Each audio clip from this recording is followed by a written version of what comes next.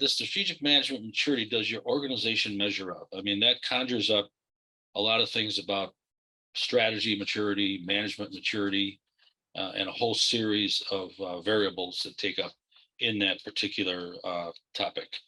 So if we start and take a look at what we mean by strategy management committee or a management assessment, we've got this model that we're going to be going through, which has a series of dimensions that we think are the critical ones to having getting your hands around what are the strategic ones that are needed for execution, especially development and execution. And then we have some maturity levels that seem to be pretty prevalent these days in most organizations, at least the organizations that we've worked with and that have run the strategic management maturity model. I'd like to assess the numbers of those. Their response was, yeah, we thought that was a problem. Now we know it's a problem. And so what are we going to do about it? And that's where we pick up with our consulting services, et cetera, as we go through. We're going to show you how you can assess results. Those slides, as we get through into those dimensions and how you fix them, they're called courses of action. And it's going to be pretty straightforward as to what some of our recommendations will be for these various dimensions to fix them to a higher level. And as we go through, there'll be some examples that will show that have been masked from other clients, so they're not recognizable, but the theme and the process is there as we go through that. We've been doing this for about 9 years now, and gotten very serious about working with clients, because these are some of the things that come up in these dimensions and the gaps that exist between good and better, good or poor and good are something that are addressable, but it takes some focus going forward. So when you think about your organization, this dashboard is a good example, or this exhibit is a good example. Now we're back into an engine analogy here, where you first have to take a look at your organization-wide strategy. And all of you know, underneath that engine block and inside that engine crankshaft and pistons and camshafts and valves and all that kind of business is your lower level organizations, which is your shared services, your specialized groups, et cetera. And the thing that's been kind of interesting since we started this, we kept getting a lot of questions from customers or clients saying how we can do the organization-wide strategy well, and we can get comfortable with that. But that's the big tent or the big picture. Kind of like in this case, that's like the engine block itself is the strategy. But what about when we get down into that piston valve level or the departments? What is it that we're trying to do to keep them to be organized to the organization-wide strategy? So we developed this strategic management maturity model that has 8 dimensions of management and 5 dimensions of maturity levels. And let me start first with the dimensions, because we're going to go through all 8 dimensions today, and I'll be making comments about what we've seen, shared some data with you, and what we normally see is processes that they have to go through to make these management maturity index move higher. The first is leadership, as you would expect. And by the way, these dimensions doesn't matter if you have a balanced scorecard strategy and performance system, or you have just what I call a strategy, a narrative strategy with a whole series of KPIs and initiatives. This is agnostic. These are dimensions that cut across all types of strategies from our experiences. And our experiences in strategies first started in 1997 when Howard Rome founded the Balanced Scorecard Institute. So this is not something that came on the scene yesterday. Yes, the strategic management maturity model came out about 9 years ago, but is taking off pretty quickly here, based on 1 or 2 specific things I'm going to talk about how we change this going forward. So first is leadership. You know, from your own organizations, leaders are the ones that are the banner bearers. They hit the drumbeat. They keep people moving in the right direction for their strategy. Culture and values. You don't get anything done in an organization if your culture and your values are not being executed upon. You have to have strategy thinking and strategy planning as a part of your processes going forward. And then that alignment, as I mentioned in the dashboard earlier, or the tachometer reading earlier, you've got to get that high level strategy aligned down to the departments and individuals. And many times it has to be customized to go down there. And I have a slide or two that shows about what that customization looks like. The next thing is performance measurement. Yes, you have to develop key performance indicators. Yes, you have to develop composite indices. Yes, you have to take a look at operational measurements and set targets and all that kind of business, because businesses don't work if you don't have some kind of target and you measure your progress toward that target. Performance management, most definitely.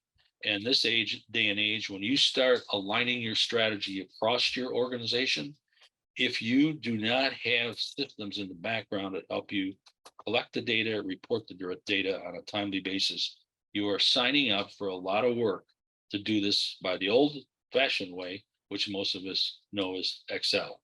I advise clients that when they get done with tier 2, tier 1 at the corporate level, if they're going to start cascading down to the tier 2s and 3s, 2 is the department, 3 are the teams and individuals, they better have this into a performance management system, because we're collecting more data than ever before. And also some of the times frequencies are shrinking, that they just don't have enough people to generate some spreadsheets and keep them accurate and easy to use. Second to the last is process improvement. I like to say process improvement is that behind the curtain process that most organizations have someone that's doing Lean Six Sigma, could be TQM, total quality management, could be something that they have as a part of Q&A office or something like that. But the fact of the matter is, what we've had clients and working with clients has shown us is that if you get numbers 1 through 8 done and well and implemented, and you want to move the strategy to the next level, you usually have to go back and look at your processes, and you'll see why in one of the exhibits that I have coming up. And this sustainability, by the way, is sustainability of your strategic management system, your strategic planning and management performance system. That's the sustainability we're talking about here, and how you can make sure that this just repeats itself year after year. Now, the maturity levels speak for themselves.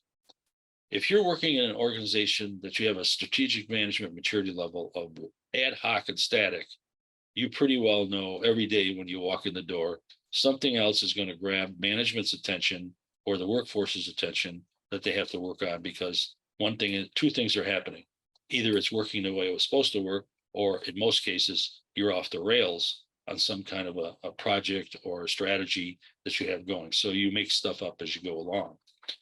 The second is the reactive, which is not much better than ad hoc and static, but there are some elements that you'll see that make reactive work if you are lucky. And reactive is just basically, you're just reacting to another situation for something that was in place, and now you've got to do something about it. The level 3 is structured and proactive. Now, this is where you're starting to get into some normalcy of strategy, because you've got some things that you've done already to lead up to what your strategy is. But you're not letting the firefighting of ad hoc and static and reactive call the shots on how you run your business. You have some things in the background that you're doing on a regular basis to assess what's happening. Manage and focus. Now you're seriously getting to the endpoint, which is level 5. But there are still some things that you have to do in terms of buy-in, getting all voices heard in the room, making sure the entire organization has heard about the strategy, et cetera. And you can convene discussions with those company-wide groups on a regular basis. Level 5, yes, that is the brass ring to grab for. I like to say that continuous improvement is the fact that everybody in the organizations knows why they're there. what they're supposed to do, and they know who to go and get advice from to get even better results. And you constantly go through this process on a regular basis. In my 3 work life careers that I've had over 50 years of working, I can honestly say that I worked 25 of those years for a major technology corporation, 250, 300,000 people worldwide. And it was an interesting move for me because I came from an engineering university to this technology company. And the interesting thing for me was, even though I wasn't an executive level at the university, the minute I walked in that door the first day, I got this feeling that everybody did know exactly, once they went through trainings and got up to speed, everybody knew exactly what they were supposed to do, how they were supposed to do it, who they could go and get answers to do even better, and then move the train down the tracks. So it's an interesting change that I put myself through personally, but one that I never regret going backward, looking back on what I was doing at that point in time. So let's take a look at the basic matrix here. Across the top are those levels, maturity levels, and down the left side are those dimensions. It's as pretty simple as that. And when we do this process with clients that want to get their maturity level baselines as to what they are, and you'll see why in just a minute coming up. These are the assessment questions that are in the questionnaire that we send out electronically and have them respond to. So we have a look overview of what leadership is and what it's looking for. And then we're looking for quantitative answers on a Likert scale between 1 and 5. 1 is no great shakes, ad hoc and static, and 5 is in continuous improvement. But the interesting thing here is we started out back early when we put this together, looking at only the tier 1 organization-wide strategy. That's important enough. And in fact, if you're going to make a dent on making sure your strategy maturity level gains traction and gets better, you have to have a baseline of the organization first. Now, what the components of that baseline are might be just a whole, 500 people in the organization, 500 people respond to all these questions, and that's it. But there's something that we've discovered with clients and customers of ours that said, we really like to see what the response is of the various structured part of the organizations. So for example, if I've got, every organization has an executive leadership team or a strategy management team, which are high level execs. The next level down might be managers of the various lines of business or strategic business units. The next level down would probably be department heads of certain, both freestanding departments signed to a SBU or a line of business or a shared service like IT or legal or marketing. And then the next level down are the individuals. So now they get a clear picture of what the leadership thinks the answer to the leadership dimension questions are, to the lowest level of the organization.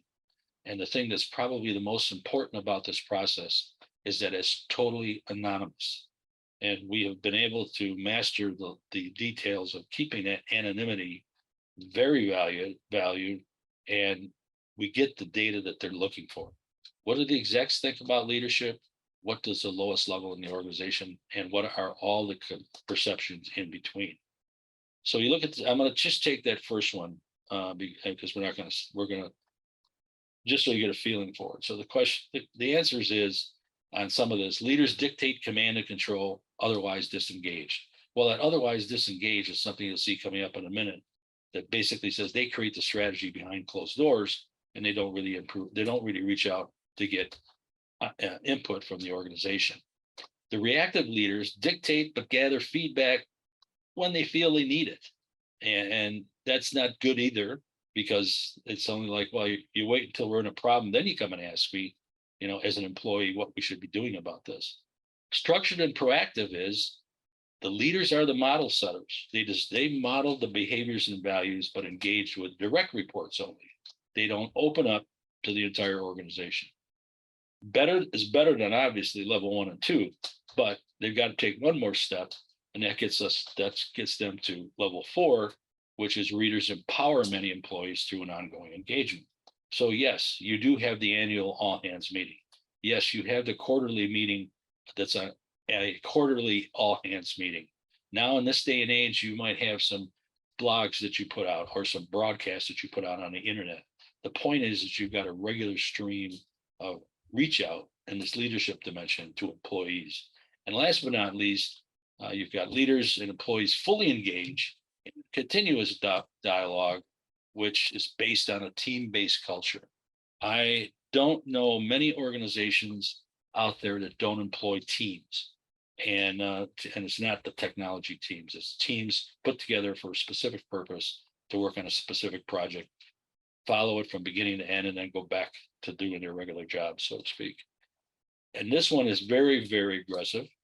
I can say that I've seen two big tech companies that have done this well because their systems that support the dialogue based on team-based culture are phenomenal. They know exactly how much time the teams were in those, the team individual members were in those teams, how much work they did, what was the outcome, et cetera. So you can see these are, I call these trigger questions that the respondent looks at and grades it on a level of 1 to 5. Now, the other thing that I don't show here, but has been a very, very required big add-on that we've done over the last 2-3 years is we went through and we modify after they gave us their quantitative answers. A lot of this stuff, when they thought about it and listed out a number between 1 and 5, that conjured up a lot of thoughts about why they answered leadership dimension as a 2. And at the end, we give them on each dimension aspect or assessment, we give them a chance to just in an open comment box to just say, why did you rate your response to leadership dimension as a 2? I would say this is all the best substitute for a focus group that I've ever seen, because some of the comments that we get, first of all, are very, very ground level.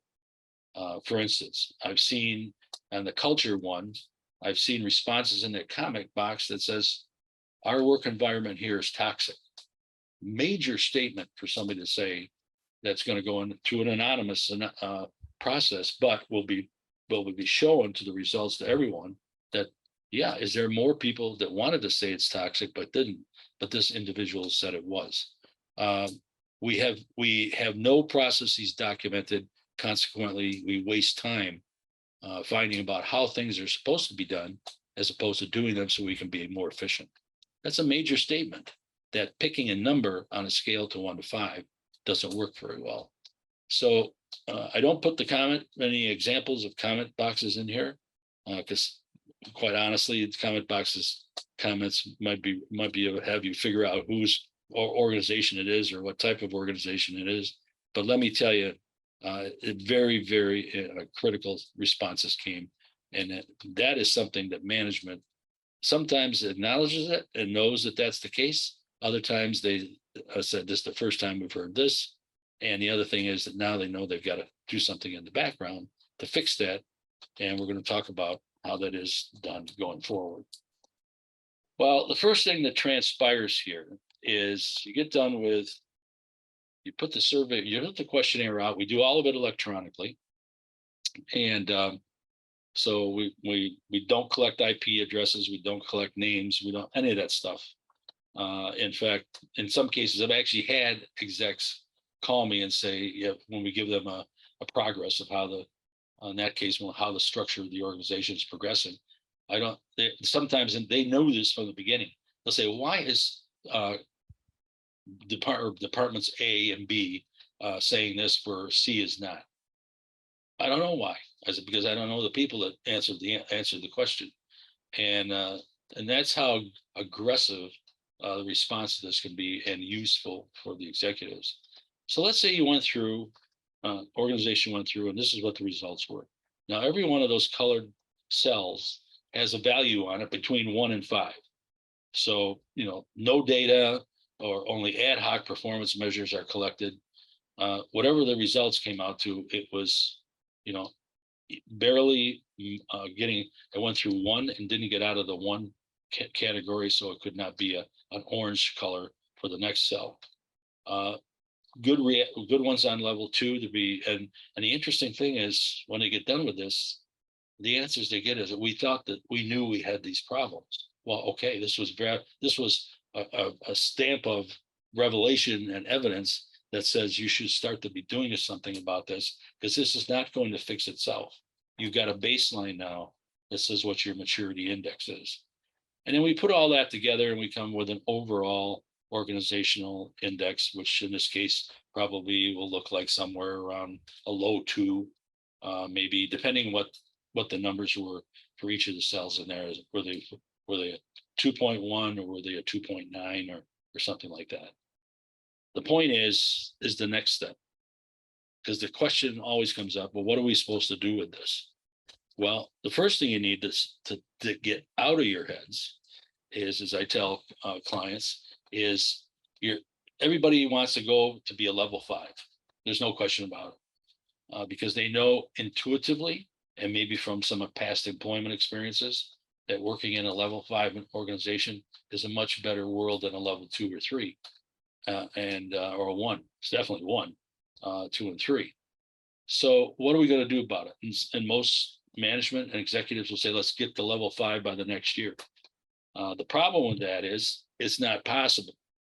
And the reason it's not possible is all you need to do is look at the trigger questions inside of these boxes. So let's say this organization came out on leadership a 2. So that says for some measure between 2 and 2.9, leaders do dictate, but gather sporadic feedback sporadically.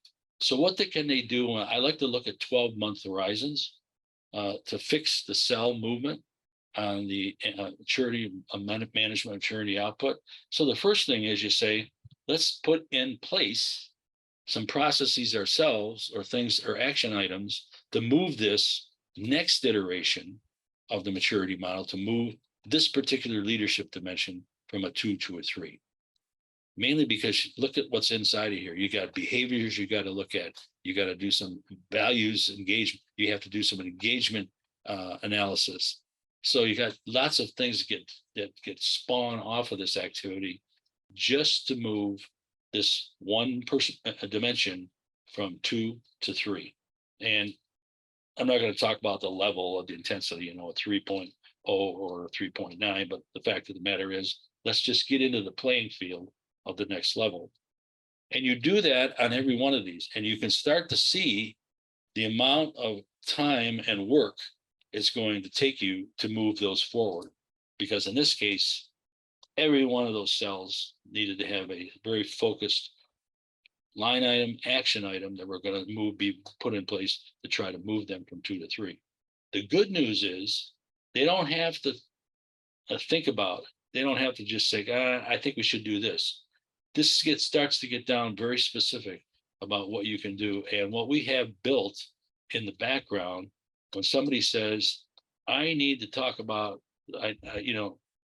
alignment, because we need to get this organization aligned, we have a whole series of, I call them packages of consulting assistance that we can do to move them from a 2 to a 3, or a 3 to a 4, or a 4 to a 5.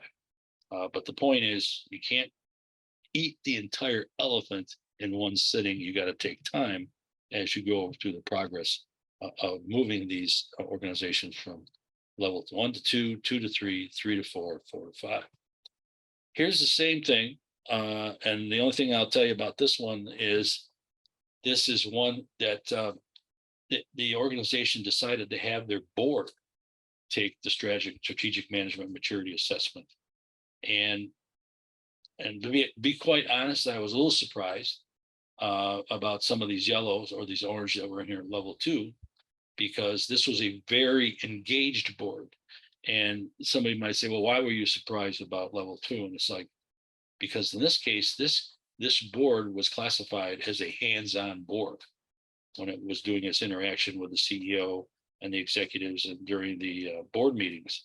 And so if they're hands-on, I would think they would be a little bit more into the level 3 from the get-go, which, by the way, the majority of organizations do wind up around a 2.8 to a low 3 as the first benchmark set line of their maturity model index. So in this case, they got some champions. They got some, but not enough. Then they're reactive, and formal organization structures in place, domain of strategy and focus. We're going to talk about these champions, or as I refer to them, and John Katzenbach's refer to them, is that they're the unofficial leaders of moving strategy within the organization going forward. So same process. We got to stop them from trying to think they can leap from lower levels to the 5, in some ridiculously short period of time. And they have to apply the same techniques. What are we going to do to make these cells move from level 2, in this case, to 3, and 3 to 4? And then some organizations, very rare, but it happens, some do by making some minor changes on how they communicate, how they engage with the workforce. They can jump levels, but that's pretty rare because it takes time for this to get ingrained in the organization-wide employee base going forward. This one is an excellent example because this was taken over a 5-year period. They set their baselines in year 1, and I created this spider diagram so you can see the impact of it as it moves from the inner circles down to the lower circles. The other thing you'll notice is that they didn't have a flawless progression between years 1 and 5, but like, for instance, they had, I think it was, they had the performance management dimension. They went from a 3 in year 3 to 2.9. So there must have been something that was asked about that dragged that number down. You may not think it's major, but this was an organization that I think had about 3,000 people in it, and so they got very good input, and a good rate of return on. I'm always driving clients to be at least in the 60-70% range of response, so that we've got some credibility with the numbers that were put forward. And also, the thing is, level 5 I label here is the perfect world. If you got continuous improvement going on, like level 5 was defined, this is something for you to shoot for. And they got close in a couple of these. Culture and values did change for the time that I was working with them, and also that they went through a full alignment process going forward. So let's talk about these maturity levels. First one was ad hoc and static, and I've got some graphics here help us relate to what these next set of statements are. First of all, if you have no strategy or planning and management in a formal sense. Now, somebody might say, well, geez, Joe, our organization goes away for that annual retreat to do strategy planning, and they come back from that and they've got the strategy refined, retuned, and ready to go for the next fiscal year, or they may be their first time and they've got it ready to go. The problem is that strategy was still built behind doors. There was only a certain representative number of people, and you saw earlier, specifically on the leadership dimension, they want you to be engaged at all levels. The other thing is, when you get a group of people or executives or managers in a room, they kind of like to talk about the things that they're working on and how it relates to the overall strategy. So it comes out with a very tactical or operational tint to it going forward. So you have to be careful about how that's done. And also the senior management behind closed doors, those things still go on today. And firefighting is the norm, like those guys on the right, because you just never have enough time to address strategy because you're in a level 1 mode, which was ad hoc and static. Now, level 2 gets you moving in the right direction. Certainly that second graphic is not in the right direction. And fourth graphic is you've got a real problem with acceptance or giving their all to be part of the process. You have some elements of planning and strategic performance in place. So you can at least look at some numbers that you've created and see, are we going in the right direction? And next thing is, but unfortunately, it's still erratic and inconsistent. And in some cases, because that arrow is pointing downward, some organizations use performance response or performance metrics going in the wrong direction to punish as a punishment tool. And that is not going to make a positive change on your management maturity level. Discipline is one of the things that is a cornerstone of strategic planning and performance measurement. You have to get in this mode of these are the things you have to do on a regular basis on these frequencies, and have these meetings to discuss collaboration on how to fix something that's going in the wrong direction. And of course, some organizations, position power trumps everybody else. So you've got individual leaders that are being very, in some kinds, disruptive to a strategy planning session because they only use the analysis my way or the highway, which is not going to augur well for a maturity index. And of course, you don't want to get into this fourth graphic where you call the meeting and you know that people are just not getting engaged. If you have the luxury of moving people in and out of these meetings, my recommendation is give it a good 12 months. And if you don't get anything that you're looking for from that group, rotate the group out and get some fresh faces with some fresh ideas in there. Level 3, I said this, now you're starting to get into a sound strategy maturity model. The first thing is that you've got formal structures and processes in place that react on a time schedule, either monthly, weekly, or quarterly.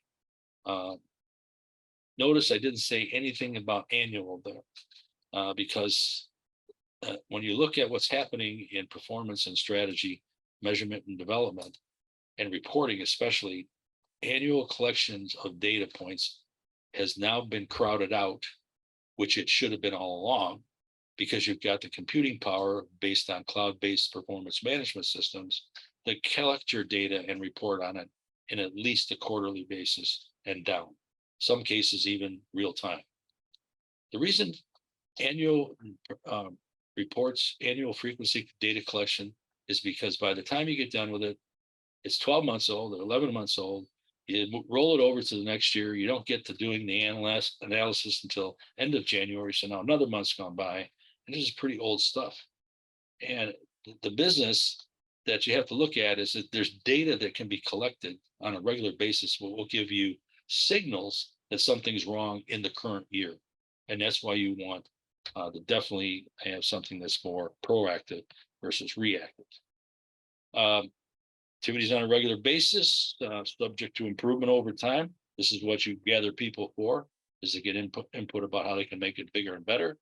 And they're aligned with the strategy somewhat, not 100% yet, but they're aligned to the strategy going forward, which are the strategic objectives now of their corporate plan and maybe their tier 2 plan, because it's critical going forward. And then again, you got to start working into the employee accountability side, and so that it is serious and you don't have that graphic with that team meeting the page before. But look what this is really labeled at the end. You're motivating and engaging with the employee level, which stands to reason. The reason why corporate level strategies that have not been built by the lower levels of the organization, or at least with some input from the lower levels, is because it's owned by the upper level or the executives. The other things is executives that allow that to happen have forgotten that they all think it's going to be executed just because it's on paper and their managers have talked to them about it. But this level of level 3 starts with employees are the front line of the execution of the strategy. It can be the best strategy plan on the planet, but if it doesn't get executed down throughout the organization, it will gather dust very quickly, even at a 12-month basis. This next level of manage and focus has 4 specific areas. And some of these trigger statements that I make here will help bring that to light. First thing is, yes, you got a strategy in, it's very active. You're meeting on your strategy 3 quarters a year to look at it as the strategy is executing in any fiscal year.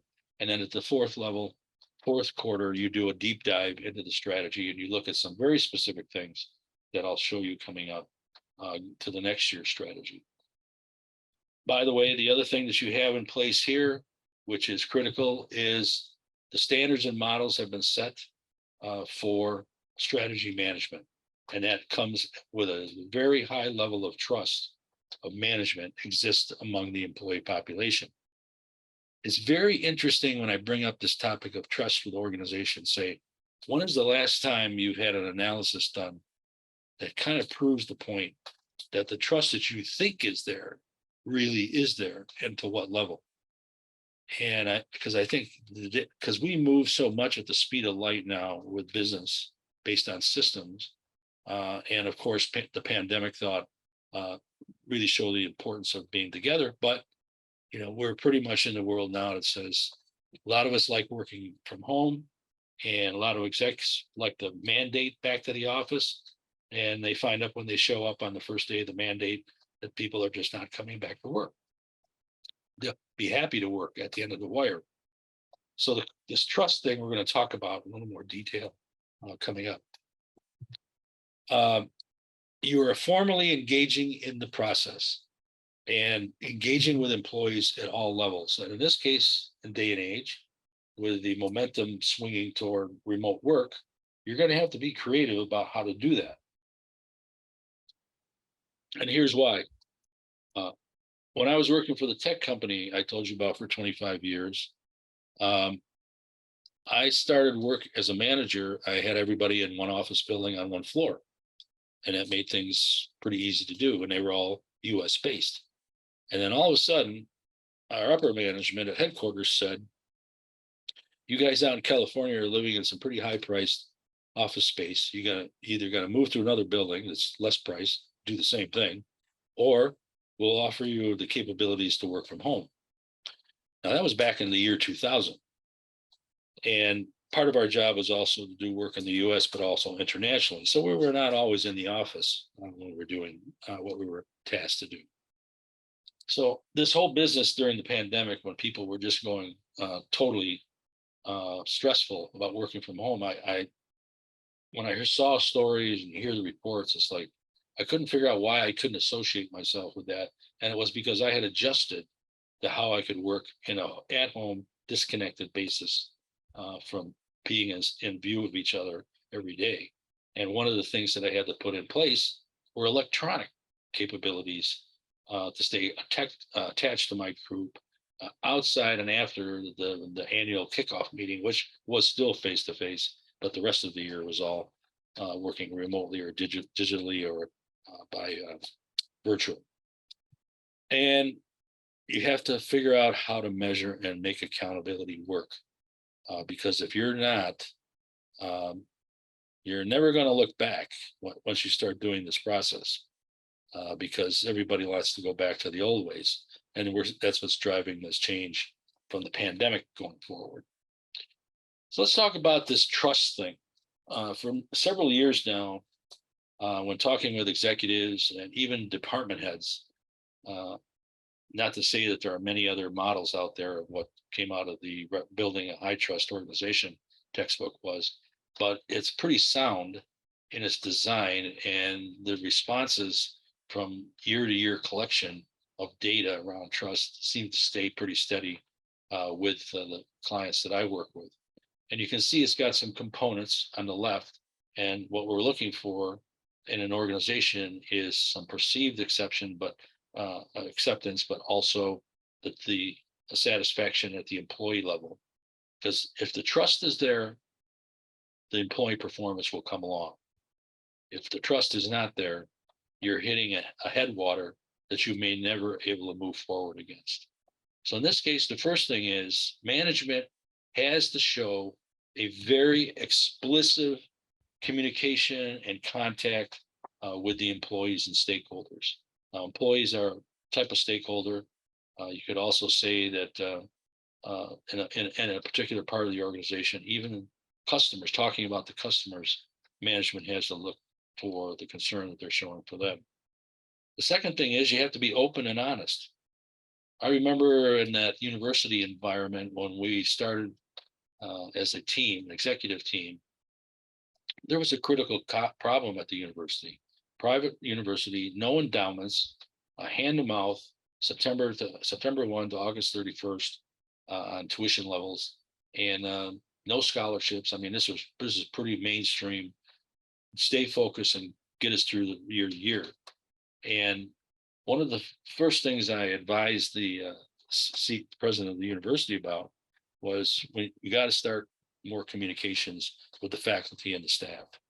And one of the things you're going to see laced through this entire presentation is if your strategy communication can't even be seen on a regular basis, let alone talked about on a regular basis, you are creating a wall that you may not be able to get over.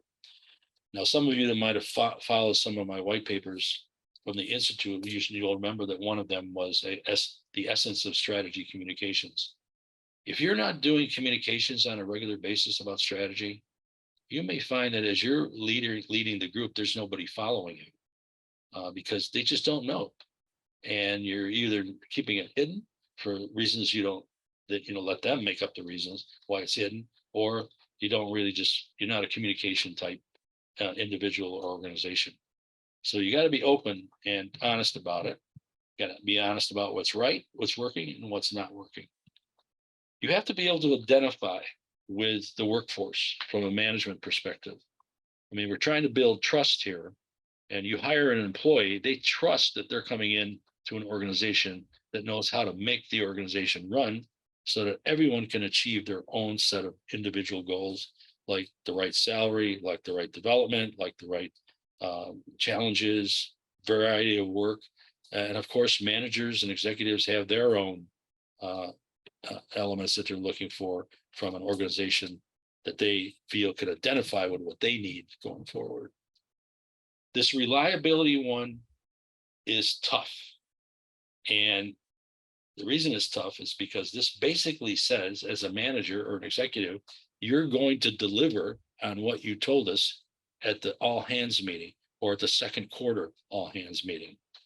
If all of a sudden you have to come back 180 degrees on something, now you better be very open and honest about why that's the case. But definitely you want to deliver on what you said you were going to deliver to the workforce. And last but not least, you have to do this at a very high competence level. Now, these numbers are the research that the authors did for this textbook. And it basically says that everybody knows how to run the organization so that we get to our vision and mission that we develop for the strategy, and we can achieve something good for all individuals and the organization itself. Well, the first thing that they discovered in their research was this kicked out a perceived effectiveness measurement from the workforce that said, yes, this is how strong our trust is in the organization. It appears to be good, not great. It's not into the 0.90 realm, but at least it's a start, not at 9.10 kind of thing. So, and the last thing is job satisfaction.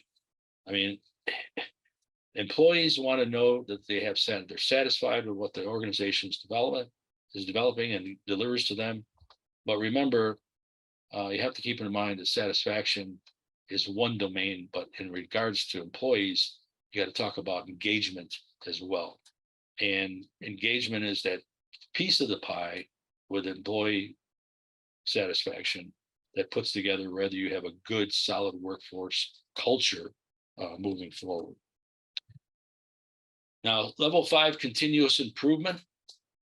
We've got the capabilities here. You got to start with now continuous improvement is we're at level 5. We just know we do planning on excellent embed it in the culture and continuously improve it in a formal sense going forward. It's not just achieve it once and then not hit it again. You have to keep managing it. You analyze how you're moving toward those strategic objectives in that third graphics that's there. And finally, you show how effective management processes are, and you adapt as necessary. And you have a whole series of target areas that you look at for a high performance organization going forward. And obviously, executive strategic excellence and strategic management drives the competitive edge, or in the case of nonprofits and government, it encourages and guarantees success of your able to delivery on a better quality of life at your government and also for the nonprofits. And you make sure that those outcomes are satisfying your audiences or your direct stakeholders for the organization. Now, let's take a look at this first dimension, because this next set of slides is going to fall into just a little overview of what the dimension is, but then the courses of actions that we found over the years is the best response to a low number for a dimension in the strategic management maturity model. First of all, you've got a vision and a clear picture of the future.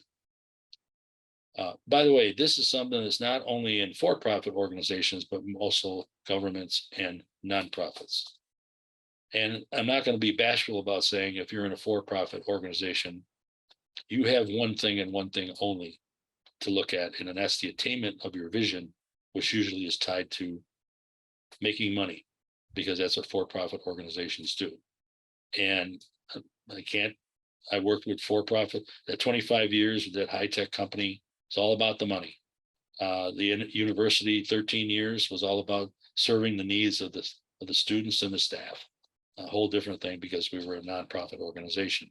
So the point is, you got to attain your picture of the future, and keep beating that drum on a regular basis as the year goes on. You'll take that strategy at the leadership and you'll put it in action, because everyone is watching the leadership.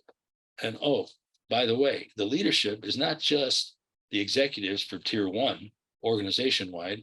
It's now the managers at the tier 2 in the various departments, because the tier 3s are watching, which are the employees that are executing the strategy on the front line. So they're always looking back up the chain, say, what are they telling us? What do we need to hear? And are we getting what we need to hear? Leaders have to be visible and engaged. One thing I advise leaderships in organizations that I work with, you better get used to taking 2 or 3 minutes at the beginning of every meeting and just say, let's talk about the strategy for the organization, for the HR department or the engineering department. What are we doing? We said we were going to measure and look at how are we doing. You need to walk the talk here, managers and executives and team leaders. And that brings me back to another statement. When somebody says leadership in regard to strategy, and if it's the organization wide, who do they think of? All the execs up on the 55th floor. That's not the case. That's one level of leadership. The next level down are the departments or lines of business. The next level down from that are the employees that are in the departments. And you have leadership there, because many times you have team leaders, you have project leaders who have people reporting to them and expect a direction to be set, that in those even lower level leadership levels, you have to make sure that those conversations are going on, because you're walking the talk now in regards to policies, ethics, values, and strategy in the overall sense. Trust comes back in here again. We just got off of that one. So you need to get them to contribute their ideas. One of the best things that I've found with clients is, and there's plenty of places to get crowdsourcing software. You could bring it into your organization and let the organization feed back to you through the crowdsourcing software what you think about a series of 1 or 2 or 3 questions. And you need to get out and get around and see what's happening with your teams and your individuals. Yes, very hard to do in a virtual environment, but not impossible.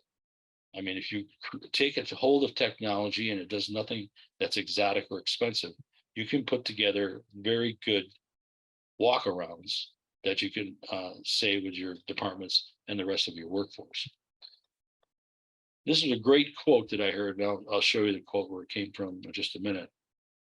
Every leader, I don't care if it's executive, line of business, SBU, department, team leader, they need to remember this one statement.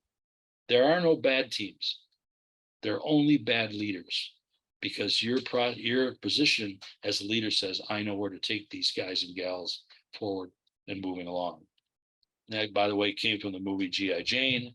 And this business about wandering around, that was institutionalized back in 1982 by the Peters and Waterman's book on In Search of Excellence.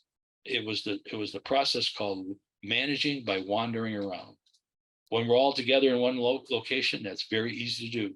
Yes, you have to be very more explicit about how you're going to do the same thing when you're in a virtual world. But from that experience that I started with in 2000, working from home, I got very used to how I could use technology to bring everybody together. And by the way, it was in a very infant time. For those of you old enough on this call to remember that crazy sound a modem used to make when it was connecting, that's what I'm talking about. It was technology as it is, but we used it to keep this leadership dimension moving. Now, a course of action here is something that I've given you a reference on, and that is we've got, why should anyone be led by you? And there's 4 qualities that came out of this research.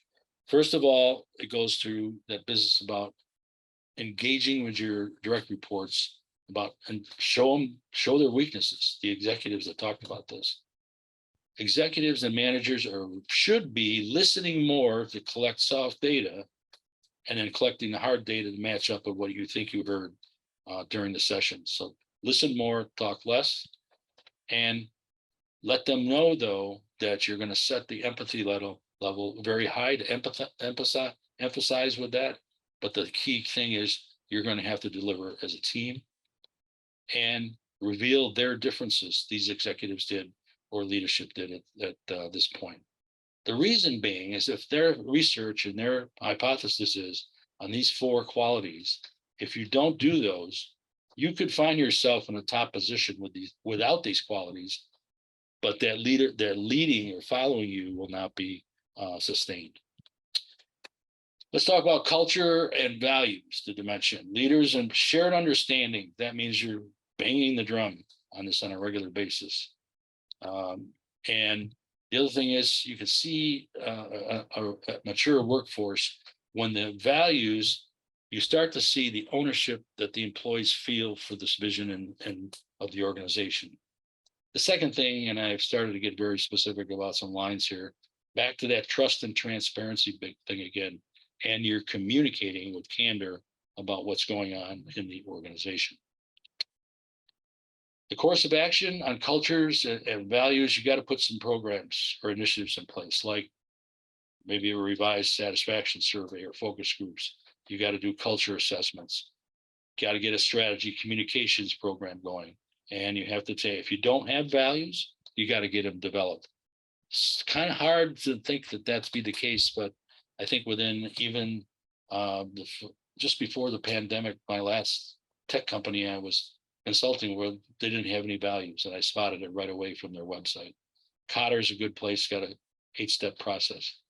This is an interesting response to culture's not the culprit when you want to enact change going forward. These Lorsch and Mateg, they interviewed a lot of CEOs and said, culture is something you can't fix, but what you can fix is the processes. And and these were big corporations, a lot of workforce, and typically in most organizations, when the processes are not documented, they're not understood, this is a stumbling block going forward to increasing your viability. And you can see this article from Harvard Business Review in 2016. The next thing is thinking and planning. Several traits. You got to keep the terms. First of all, you got to watch this project planning and strategic planning. That's why in our recommendations on evaluation of how the strategy is going, you meet monthly with your project teams, because projects usually take a longer period of time. In many cases, absorb a lot of resources, people, and money. And then what happens is, in a non-performance management system world, you get the bad news after 9 months have gone by. In fact, in this case, I've got one client who was on a 4-day work week when they started to get into the process of retooling their strategy. And the thing that came out from all the assessments that we ran was that they were over a year behind a major upgrade to a version of their mainstream gold-plated product that they needed to get out. And now the competitors were circling the wagons around them. So if this doesn't happen, you got to change gears. And this is why they went back to a 5-day work week with the auspices. If they get this fixed over the plan that they plan for, they will go back to 4 days. But we got to wait and see what happens at the very end. You got to get openness of ideas and creativity and innovation. That's why you got to use open source. And if you don't use open source software, just run the meetings to gather the information. And you have to make sure that the planning process gets to the entire levels of the organization, top to bottom. I just read a LinkedIn post back in February of this year that Capital One laid off 1,100 agile people because everything they created for the agile projects they were working on did not get incorporated into their mainstream process systems. So management said, we don't need you guys anymore. Here's your slip. We'll sign up for unemployment. All right, let's talk about the courses of action. Well, you got look at alternate strategies, do some scenario planning, inflection point analysis, do some strategic foresight, which is a little bit derivative from the scenario planning. The point is that you don't just rely on your annual strategy meeting every year to get this taken care of. Some of you might chuckle about, oh, geez, SWOT's still around. Yeah, SWOT is still around because it is still one of the best tools you can possibly use to get your head around what is right and wrong with the organization. So, of course, what's right are the enablers. What's wrong are the challenges. And in fact, one of the things that we've done at the Institute is we've gone to an entire electronic process to get the SWOT analysis completed, because there's this little thing called groupthink. And I know all of you have sat in small teams, medium teams, big teams, and sat around where 33% of the people are anteing up what the weaknesses are. 33% sit there and say, yep. I nod my head and say yes. And the other 32% don't engage at all. So you got to get this groupthink bias broken, which is there, and get it broken apart and dismiss it off the table. The other things that a lot of organizations also don't understand is that when they're looking at a new strategy, even a brand new one, they need to focus on the weaknesses and threats, because weaknesses they can control. Threats they can build what I call bypasses, or initial thoughts about if a threat becomes real, what have they got that they built into the strategy to look at it. You don't build a strategy by just always looking at your enablers or strengths, because those are the things that you're doing right now. You're never going to quit doing this correctly. You may enhance them, but it's the challenges that you're going to get around. Then there's this thing called the customer value proposition, which looks at the products levels, the function, quality, timeliness, and economics, or the price, and looks at the things that those are very tangible, by the way. And then also the other things that are intangible, like your image and your relationship. Customers tell me, especially in the for-profit world, SWOT and customer value propositions are the first thing they look at the right planning time of the budget, because those are the things that change most in the customer's domain. And last but not least, I talked about this, the assessment by organizational structure. This is we get calls on this from a lot during the year. I need to understand what's going on in my lines of business. I need to understand what's going on in my departments. Are they really behind the strategy that we put together? Alignment, not going to spend much time on this because it's aligning your strategy throughout the organization. And it says the alignment is the opposite of chaos. And if you think about, I have something that talks about chaos in a minute, but you've got the morality around the vision and mission. You make sure that people gets down into their job levels and they are self-motivated after a period of time. Chaos is an interesting one from this article from a risk management side that says you get two forms of chaos. You got a chaos can stand for constant headaches and ongoing surprises. But the one you really want is an organized chaos, if you have chaos, which is a constantly having a self-organizing system, organizing system. And there's something to be said for that. Some organizations, based on their product lines and where they're looking at and innovation, you have to let it be chaotic for a while to get something out of it, but make sure that you've got some handle on it going forward. Now, in alignment, the course of action is just align the strategies. In a small, medium organization, might be a tier 1, tier 2, tier 3. But in some organizations like holding companies, they demand strategies be built based on the holding company and the line of business or the line of business.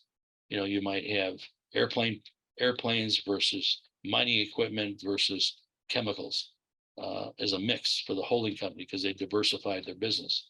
Well, you can set the holding company scorecard strategy, but then you got to let those lines of business or strategic business units do their own thing, so to speak, but make sure they're aligned to what the holding company said.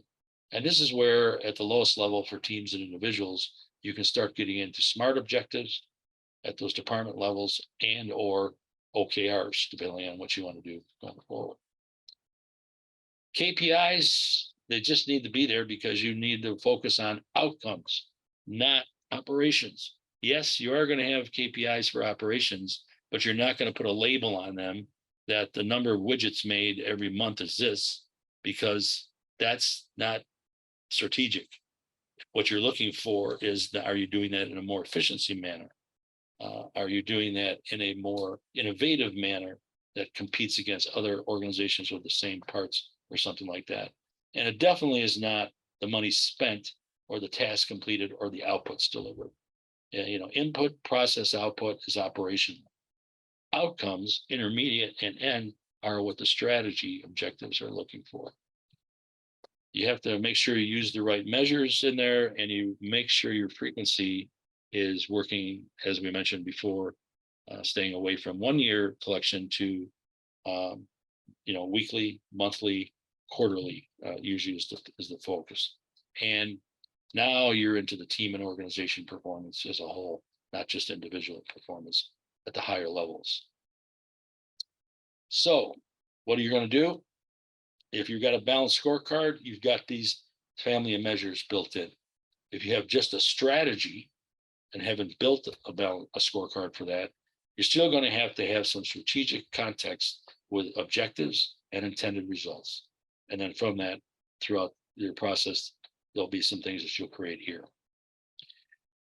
When we talk about management, as the metrics used to make decisions. Are you getting them out in front of the leaders that need to know them and can make decisions with them? And you have to take into account that now, because you've got closer rein on the data coming in on KPIs and initiatives, you'll understand what a dynamic system is then. Because if you got something you're collecting data on every month, you're going to have to go into this process. And without a management system, it's going to be a task that's very heavy. So get something that's automated that can get your data in and move it through.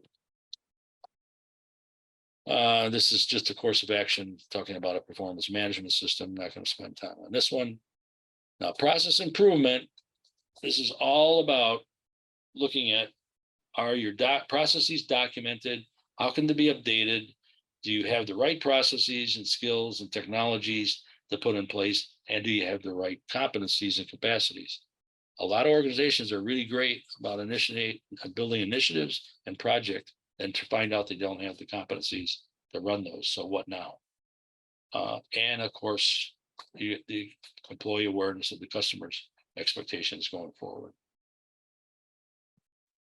It turns out in process improvement, you've got a very good resource to go to. I've had a number of clients engaged with the American Productivity and Quality Center, because as it turns out, they've got 7 tenets of process management that align directly to what we're talking about in this strategic management maturity model going forward.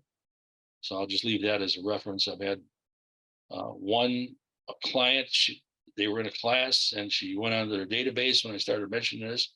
And it turns out the company already bought the licenses and we're not using them. And she said, in the first tenant I looked at, or the governance one, she's going to save me 6 months of what I just saw on their database of what they have for content going forward. Strategic management of the organization, sustainability. It's all about rewards and recognition at this point. Is it something that your organization does of some way, shape, or form? I don't really care what the perks are that come out from it. It just is you need to make sure you're recognizing the workforce. The champions or authentic informal leaders is a cornerstone to Katzenbach, who is one of the, I think, gurus of organizational design and looking at making sure organizations are performing at their highest level. With his textbook, The Critical Few. And they aren't necessarily designated leaders or have managers in their title, but their core teams inside of those departments, they know that Jane really knows how to do this. So let's rally around her and she can lead us through what we need to do. So they are the authentic informal leaders that have to be put in place. And last but not least, all of these things are contained in the Institute's strategy execution program. And many of the packages that I mentioned that we can work on through the SMMA assessment are housed in this process as well. And we can take them out as modules and work with you on the eventual SMMA tooling to close the gaps between levels 1 and 2, 2 and 3, 3 and 4, and 4 and 5. But one of the things I'm doing for this webinar is that if you want to send me an email, we can get on my calendar, because at this point I'm very, very interested in what you see, how this applicability of this whole business of strategic management maturity is to your organization, and give you some pointers and some tips. And in that conversation, it's not a sales pitch. I want to see how you're using something like this, or how you would want to use it. Of course, if you've seen something here that you want to really get engaged in, then we can talk about something that's more specific to a proposal to do something with that.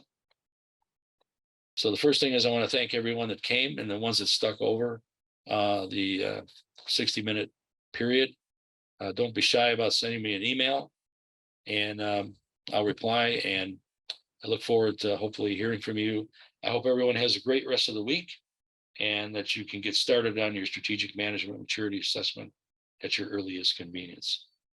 Thank you, and have a great rest of the week.